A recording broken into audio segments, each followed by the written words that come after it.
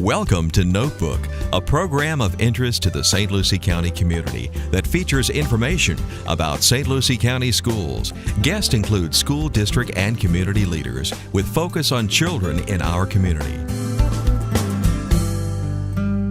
Hello and welcome to the latest edition of Notebook. We are so glad you're here with us today, and we are so excited about some upcoming opportunities here in St. Lucie Public Schools.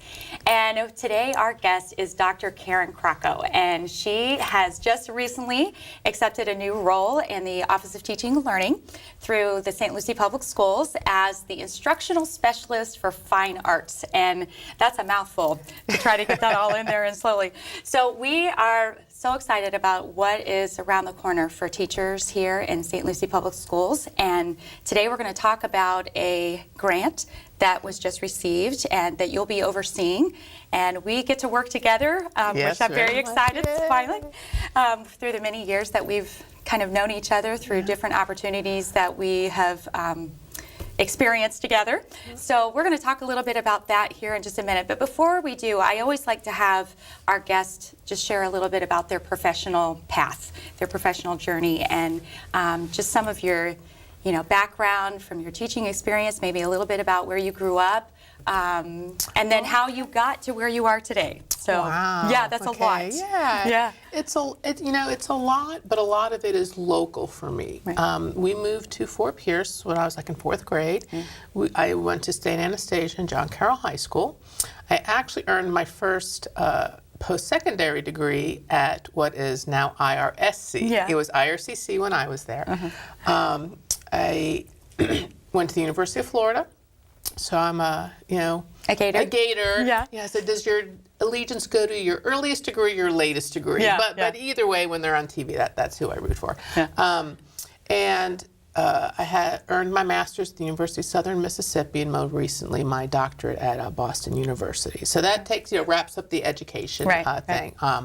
But as you know, I'm going to the FMEA Professional Development Conference, so learning doesn't stop, and that's part of what that grant is, and we'll talk about that later, but learning continues. I taught in St. Lucie County for about 15 years, right at the beginning of my career.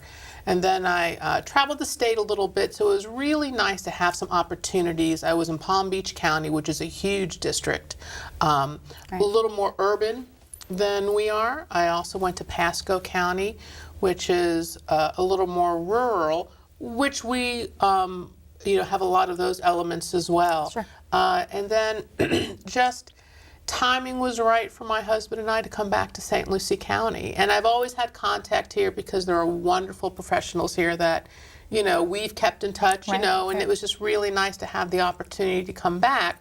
So I came back as a music educator, which has been my career path.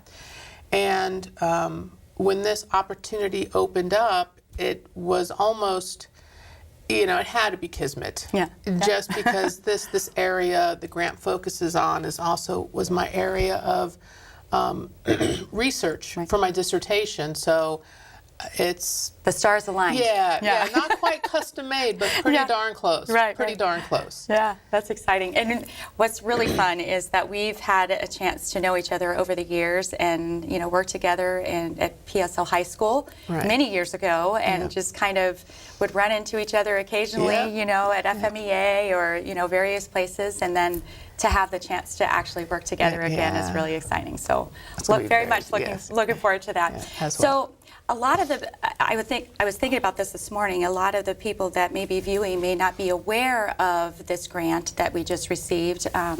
It's been publicized a little bit, but to give them an opportunity to really know what does the professional development for arts educators grant really entail. And just to give them a little bit of background too, this grant was applied for back in the spring.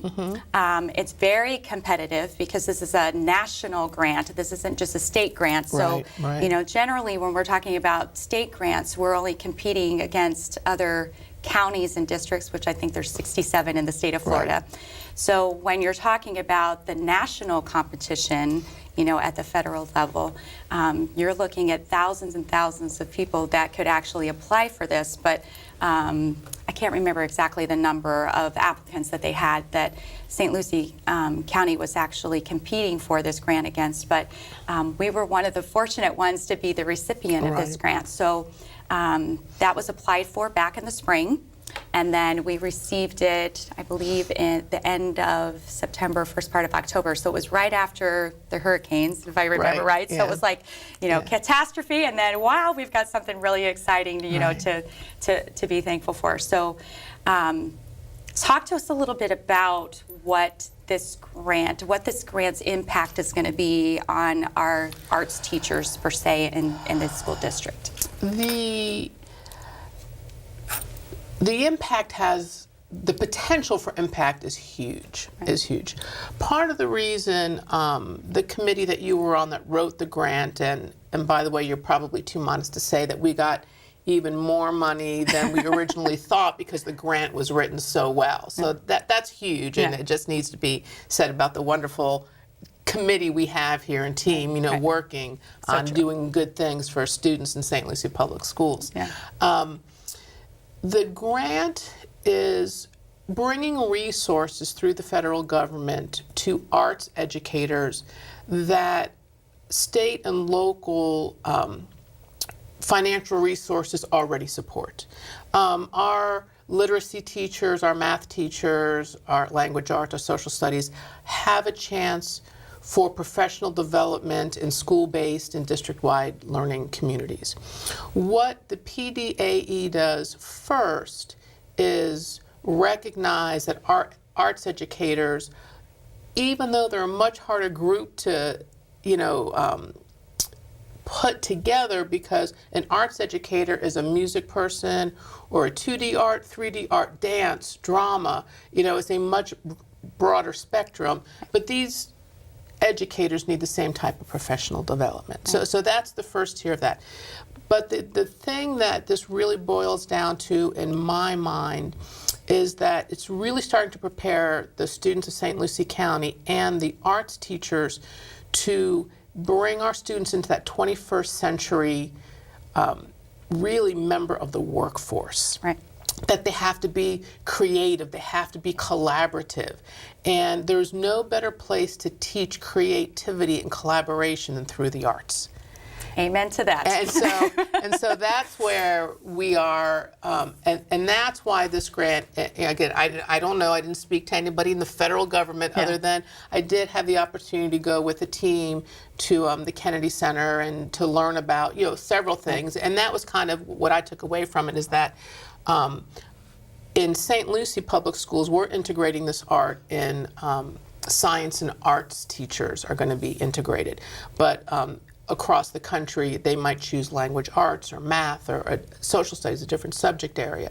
But the bottom line is that arts teach kids how to be creative, they teach them how to problem solve, and they teach them how to be a member of a team. And our Fortune 500 companies are saying that's what we need. Right, that's the kind of kid that we want. Exactly. And those innovative thinkers. Yep. Yeah. And exactly. coming all the way down to this level is where it starts. Right. So the potential impact, it's hard to even say. Yeah. It's hard to even say because hopefully it's not going to be, even though we'll be measuring some real, strong indicators of growth and development through science scores and testing and other means of engagement. Right. Who knows how far this could take a student from St. Lucie County in the future. Exactly. Very, very well said. And as part of the grant, there are several opportunities that are written within the grant. What are some activities or opportunities that are open to the arts? And when we talk about arts teachers, it encompasses everybody, and we'll kind of talk about that again. Right. You kind of touched on it a little bit. But what are some of the things that they're going to get to experience that maybe we haven't been able to allow them to experience in the past? Well, let's start in and work out. Okay, so the first thing that we're going to focus on closest to home is getting arts teachers connected with other arts teachers.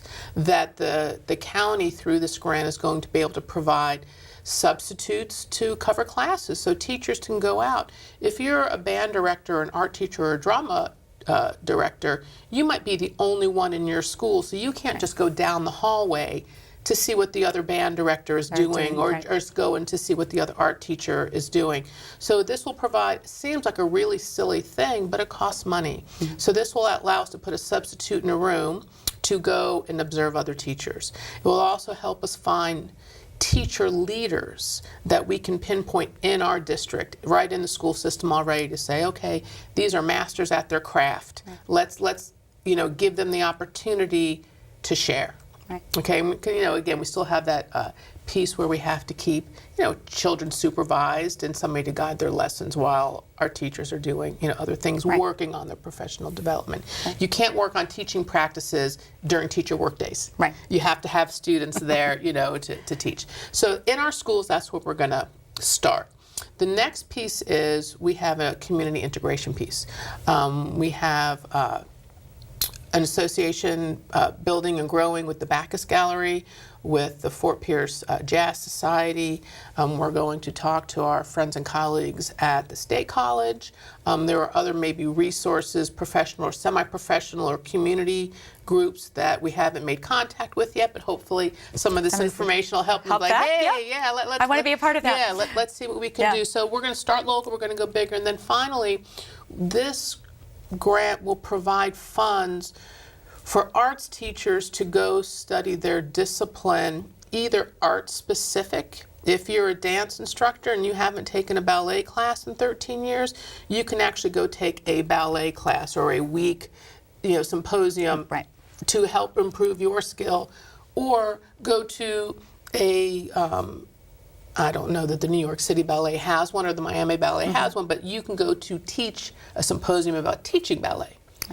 So there's a real important component for most arts educators, to some degree or another, are artists themselves, and they lose touch with that artistic part of them, which is what kids want to be in touch with when they're in their classrooms. So it's important that, again, this very big piece at the end, going right back to the classroom, rejuvenating that educator as artist. Right.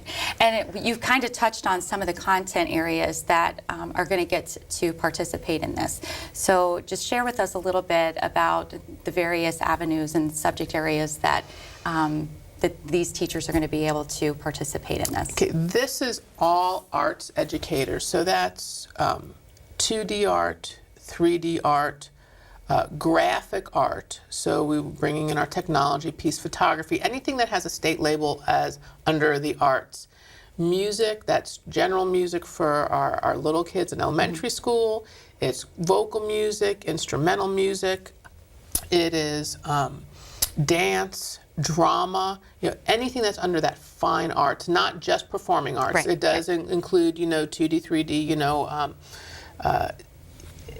everything. Everything that is, and not just artistic. I've already had the pleasure of working with some of our science people, and in the Office of Teaching and Learning, they're already so tuned into, if it works and it happens in nature and it's functional, that's beautiful. It is artistry. It's like, yes, but we have to take that aesthetic fine art piece to it. So that's what we're trying to raise that awareness about, is that, that human element that makes it art. Which is, it's exciting as, I'm hearing you talk, and just the collaboration, across all disciplines that, a lot of people don't realize, and we talk about this all the time, is we teach every subject. And I still say we, because even though I've been out of the classroom for a little while, I still am a music educator, and will always be a music educator.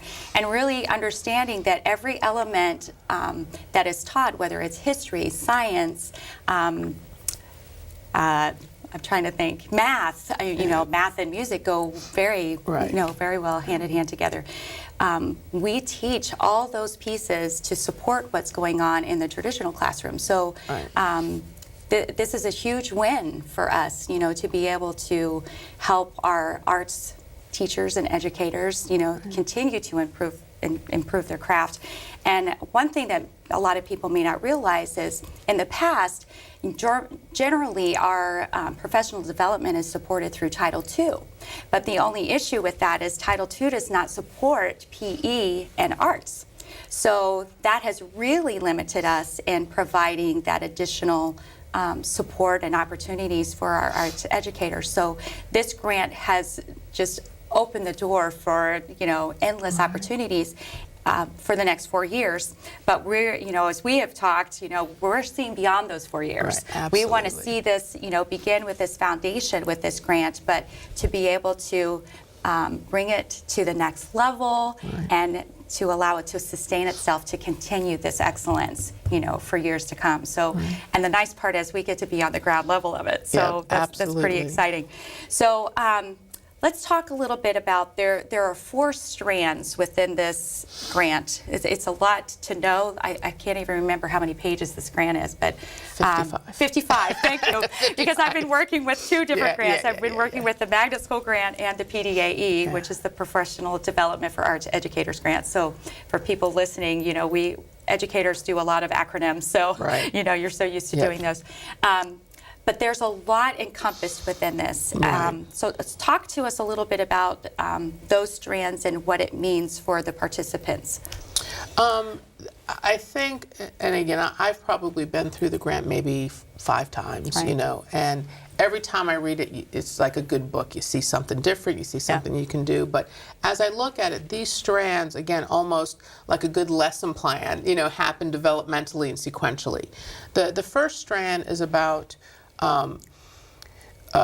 bolstering our educators in their profession and as experts in their field. So not even just helping musicians to, get reacquainted with their musical skills, or drama teachers with their, monologues, or artists with their skill, whichever medium is the best for theirs, but also about, tell us what you need to feel better about what you do in your classroom. As we were talking about the 21st century, and again, those arts educators are sometimes getting students that are just like, I don't understand these kids. The last 10 years with everybody having a cell phone and technology. So there are things that not even just newer educators need help with. I mean, anybody in our field is like, there's so much out there that we can use technology to bolster what's going on in the classroom, that there might be new things out there that they've missed out on because they were through their college process, as those things happen. So I know that's kind of a little fuzzy answer, but I'm a music educator as well, so I don't know what have art teachers that graduated college in 1992 missed out on. Right. Okay, now they have the opportunity to go to a professional conference to see, to do, so those are really important, opportunities. So that's the first thing, is that we want every arts educator in the district to feel competent in their discipline and at their classroom craft, however that goes for them. The next thing is that we want them to be engaged, learners, that it's constant, that it's not, the first and second strands go hand in hand, that it's not like, okay, I learned how to run this program now for, my computer. We can do this now in Acrobat or, Adobe. Okay, but what's next? Okay, where can you do this next? Okay, it's not that a clarinet hasn't changed in, almost 150 years. Right. Okay, but kids have. Okay, there are devices to make it easier to play. Those constant, things. I was at a band directors meeting last night, and one of the guys from Vero Beach just demonstrated how he organized his percussion cabinet, and like 30 band directors in the room went, Oh my gosh. yeah. So a big aha. Exactly, Yeah. just things like that. So we want to provide those opportunities. So, to enhance subject area expertise, to get our educators to be engaged learners and consistent learners. And then the next piece is about the arts integration, is that,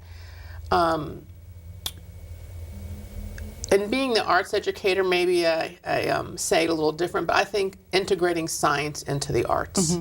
Okay, it's going to go both ways. That, as you were saying, they're so connected, but it's making arts teachers aware of these principles that you're teaching on a daily basis. You don't have to change your lesson plan today.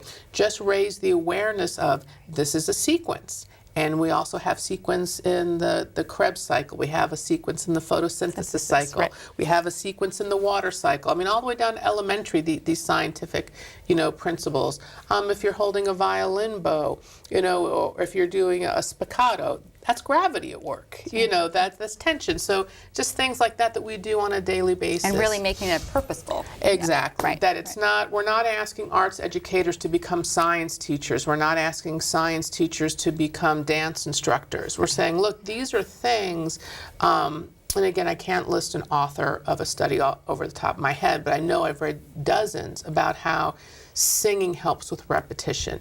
Why do you have that that with the states, with the chemicals, that melody, just you sing something, it becomes more embedded. You put movement to information you want to remember, it becomes more embedded. So, and that's what we do. So that's the third part. And then the final part, which is exciting because it's a collaboration at the district level for sure, is that we want to build a continuous, ongoing, sustainable community of online resources, of way to connect. So it's not just a professional module, you do this. That we want to have a social community with that professional bent.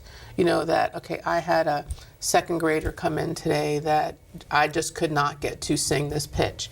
And we can have a dozen people there to say, oh, try this. Yeah. Because when you're the only music teacher in a school, who do you go to? And it's not, okay, I need to call for professional development on this. Just to get 13 really quick, try this. So, and that's something that, again, that arts educators were so isolated in a building that, with the building the community within the arts educators is the first step, but we're building a community where science teachers can come to that arts room and say, hey, we can't get them to understand, the life cycle of a cell. Okay, can you help us? And your 2D art teacher might be like, well, no, you already have, but your dance teacher might say, I've got best lesson for this. Yeah. And that it's not an isolated, this person who's out in the concretable. That your arts educators in the building are going to become resource teachers in the best sense of the word. And really building that collaboration across the school. Exactly. And, obviously, it just transcends through everyone and through each subject area, and then can ultimately build, the culture of the school, and really change that whole environment. So share with us a little bit about the process to participate in this particular grant, because there's an application process that goes along with it. So talk to us a little bit about that. The application process will start, we're working on the actual process we'll be ready to roll that out hopefully February 2nd. Okay. February 2nd is a professional development day for St. Lucie Public Schools. We are going to gather all of the arts educators and go into greater detail, which the viewing public isn't interested in, the nuts and bolts of how this is going to work. But we're going to roll it out. We're going to explain, we're going to do some demonstrations. Some of our science people are going to come, again, some of our community members are going to come. We're going to kind of do just a little mini module on what the grant is. So there will be an application, and it'll probably be online, and it's just, you can only do it if we have 33, 34, 35 designated schools that can participate, and that was based on federal standards that they met. For the grant. And, we'll be selecting from interested, individuals. I think we have enough room for 45 participants, which unfortunately is not every educator. Right. Now, I will say that arts educators will benefit from this because we can deliver training, the broad trainings to everyone. But there's going to be small pieces. We're going to, really dig in on, classroom development. We're going to dig in on your individual crafts. So we're going to have leaders in each discipline. So those those processes are generating now, but you will apply to be a participant after our February 2nd professional, or during our February, technology willing, during our February 2nd professional development. Yeah, and we're really excited about that, to have a whole day, to have all the arts educators in the district come together and, really collaborate, across disciplines. Very excited about that, and being able to work with you closely on that. Research shows us over and over again. You hear on TV. You hear. You read it in various articles that we read. The connection between the arts and academic achievement. Share with us a little bit about that and the significance that this could potentially bring on our students. I would say that there is a lot of corollary research that says students who participate in the arts, they're more likely to take advanced placement classes, they're more likely to go to college, they're more likely to score well on tests.